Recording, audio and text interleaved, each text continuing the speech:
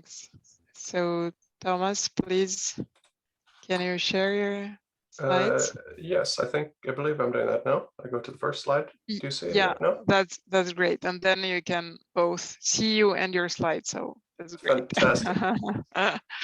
So Flor, so yeah, just sorry, excuse me, because I have so many windows open on my computer. So Thomas Rosendal is an epidemiologist at the National Veterinary Institute in Sweden. And so I will let you say the title of your presentation today. Thank you, Thomas. Thanks very much. Yes, my name is Thomas, and I'm happy today to talk to you about this paper that we published about the modeling of the surveillance of partuberculosis in cattle in the Swedish cattle population. And that's published here in PrevVetMed. And I'd like to acknowledge my co-authors, Stefan Bidgein and Carl Stoll and Jenny Forsling. And so to begin with, switch slides, there we go. The reason that we're working on this and interested in working on this is to improve upon the existing methods for evaluating surveillance. And I think I was quite interested in the previous talk that had some ideas about how surveillance was going to be incorporated into that model on scab in the UK. And I think I have some ideas actually for that. So that was quite inspiring. But what we want to do is we've used scenario tree modeling extensively in the past for evaluating disease surveillance. And what it is it's missing some of the capturing of the disease dynamics in a population, and which we know are important. And we're also missing the capturing of a temporal network. And we know that these movements between and trade of animals between herds is important, of course. And that some of the assumptions in scenario tree modeling are the absolute separation of populations. So you might have a high risk and a low risk population by your a priori definition, but they're not really 100% discrete from one another. They're overlapping with some trade events. And so that's something that we would like to capture. And then we'd also like to have a method that allows us to not only test surveillance, but that it in the future could scale to testing interventions. And so that's what I'm going to present today, is how we use infectious disease model to do that. So as the previous presenter, we're also using the SIMIN framework for modeling disease, and it's a stochastic compartment model approach, and it's estimated with the Gillespie algorithm. And to tick off one of the boxes in our gaps from the previous method, it allows for a metapopulation structure. So farms are connected to one another with deterministic scheduled pre-recorded events. And so those could be, in our case, we actually have the events from the Swedish data, but you could also generate those, model those in advance. But it also, so therefore, accounts for this, this temporal change over time. So to illustrate the example of what we're talking about today, what we use as our example disease is partuberculosis. And what we did was we adopted a previously published model on the spread of partuberculosis within a herd, including both the structure of the disease spread, but also the parameter estimates from that model, which you see on the left in this picture.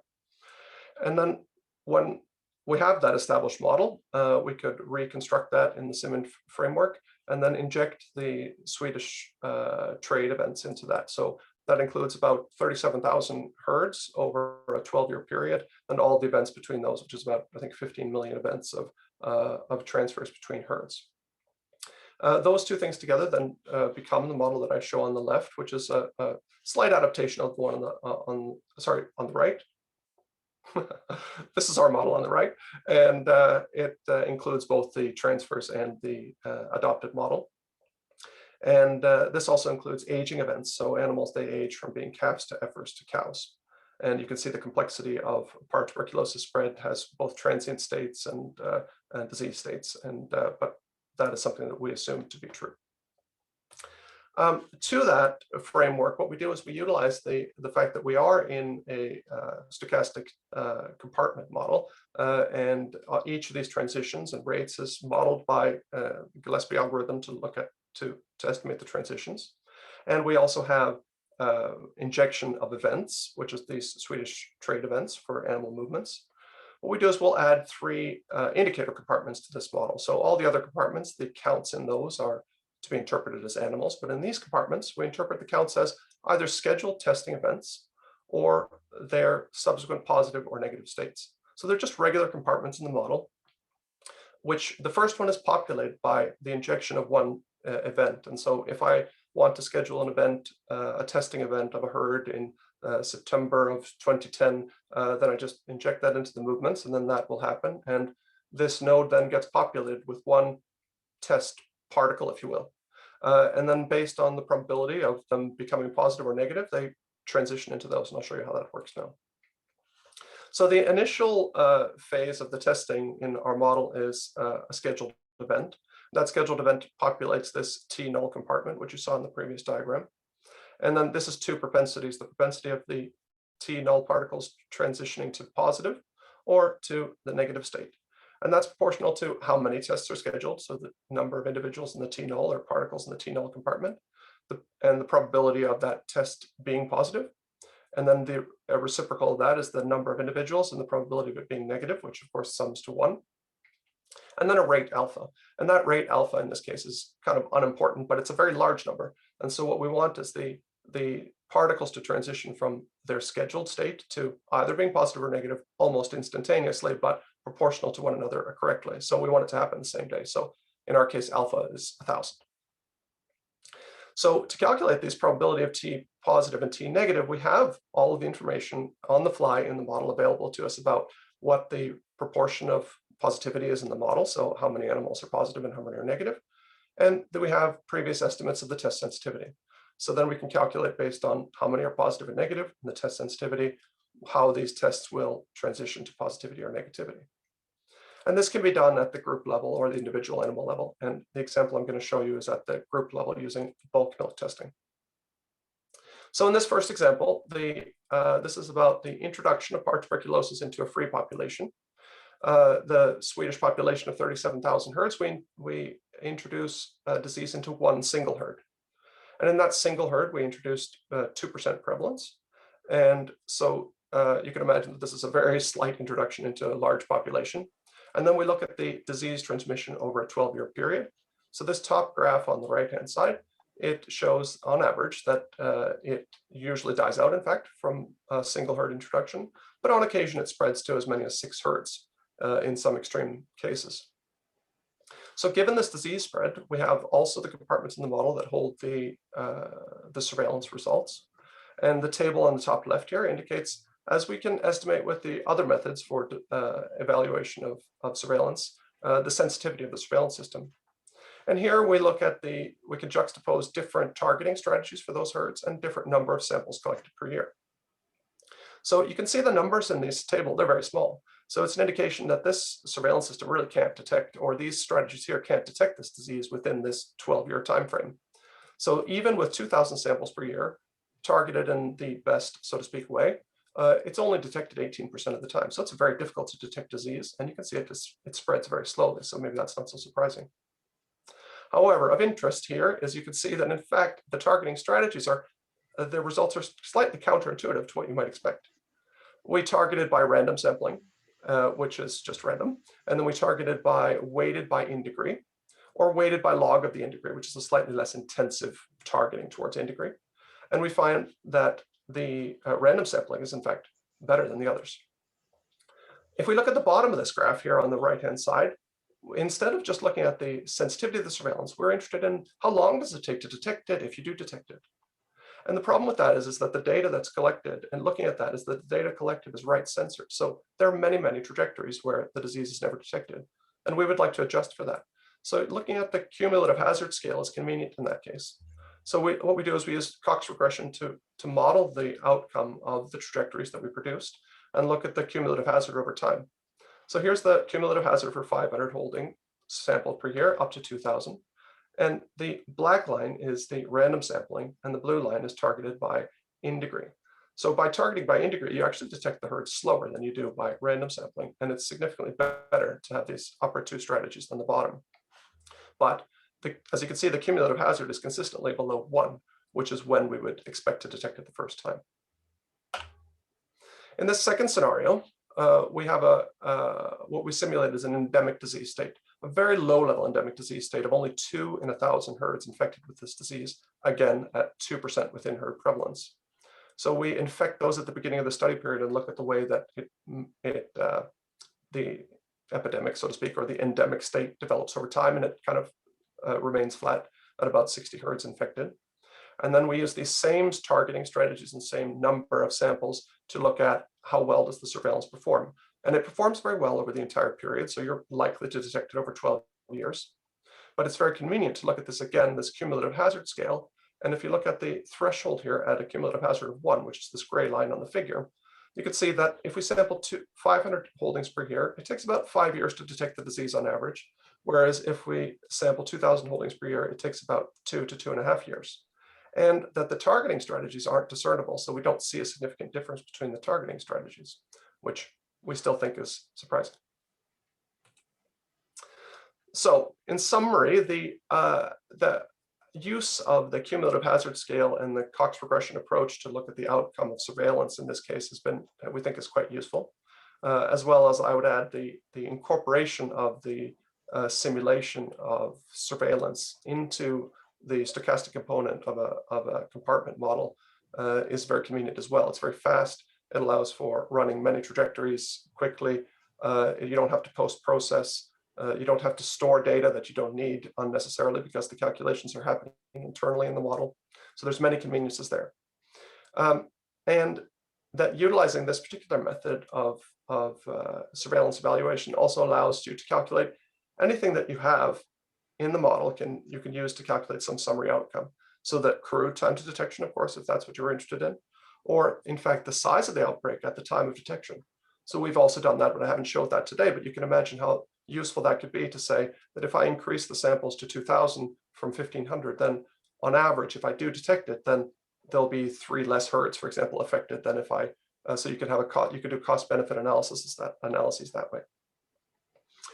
Also, we can empirically test the effect of targeting as opposed to having a pre-defined assumed relative risk. In scenario tree modeling, we might assume that population A has double the risk of population B. And then we target the sampling on population A. And then surprisingly, or not so surprisingly, we find out that, oh, yeah, that was a good strategy to target population A. But here, because we use the method with the movements included, we don't have any prior assumptions about whether the targeting strategy or the relative risks are what they assume to be. We actually can test that.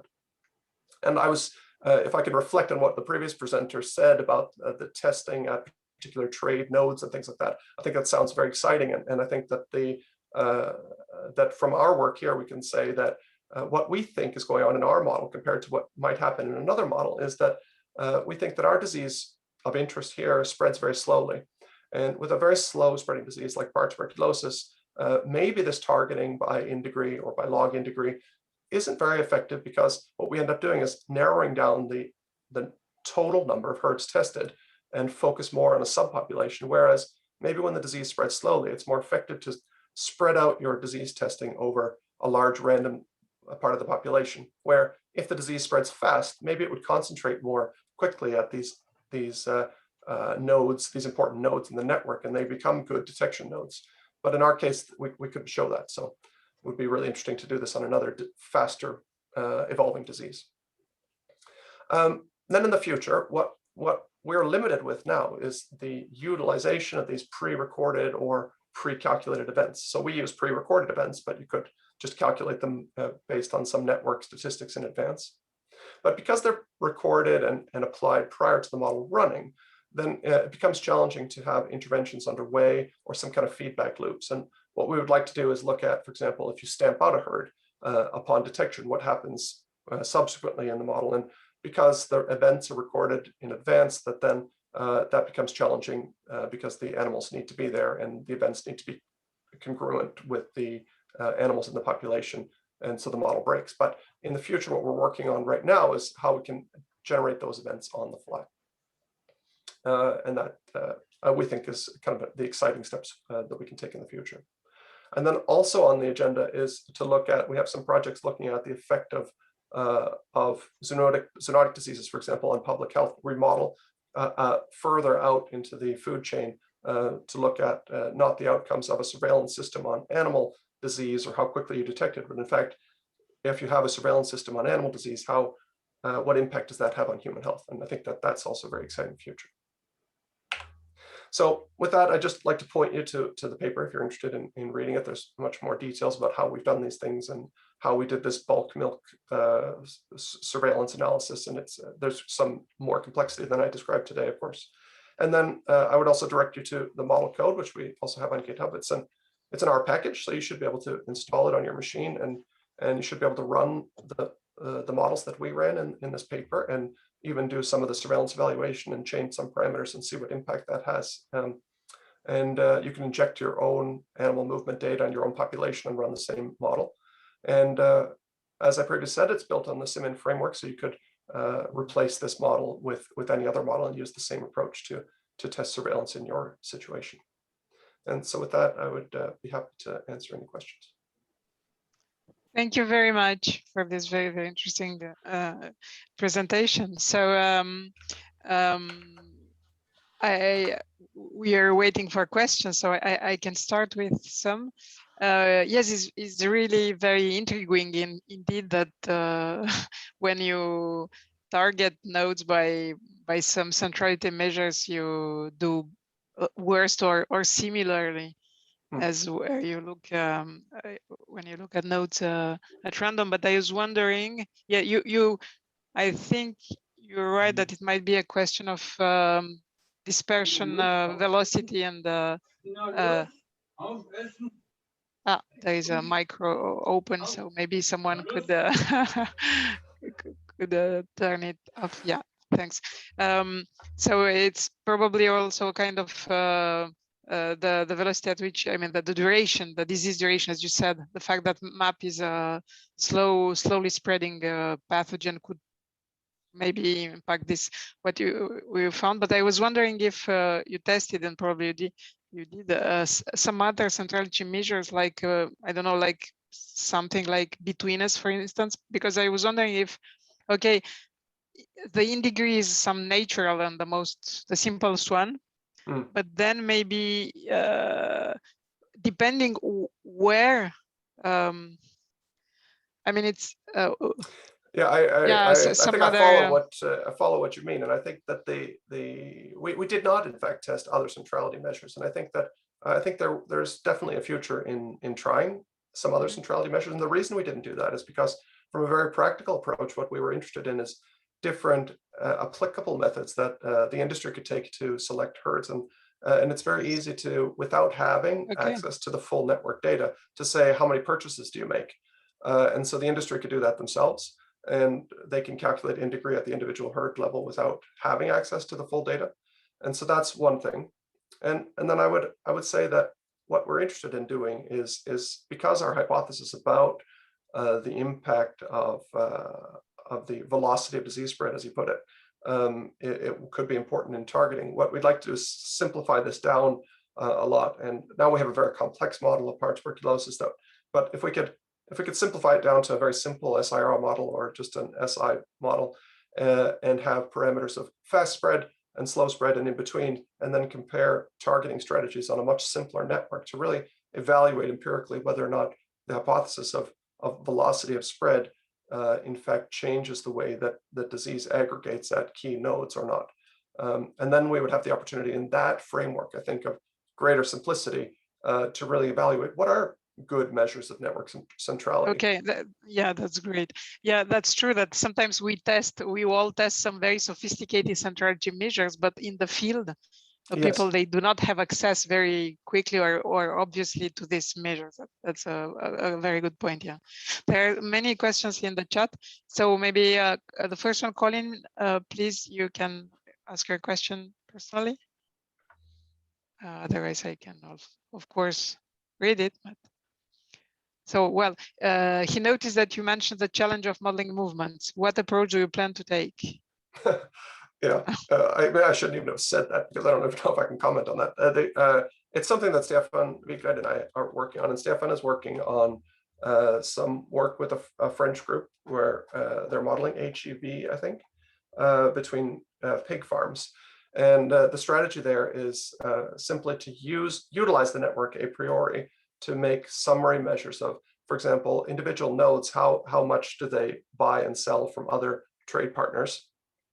And then on the individual day, you may find out that you need to fill some part of your barn, so to speak. So if you have sub nodes inside your farm, then you need to fill it. And then, so what opportunities do I have to fill that from the rest of the supply in the network?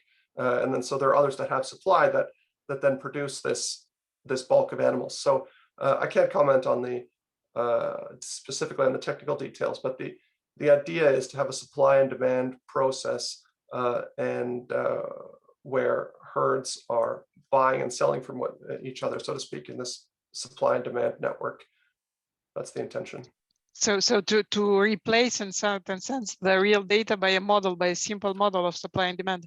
Exactly, and that model would be then running on a daily basis, so that if you introduce an intervention on a day, for example, stamp out a herd, then you could feed back that to the model, and then you don't have this pre-recorded nature because the model takes care of it. So that's the intention, but that's a very surface answer. Sorry about that. Okay.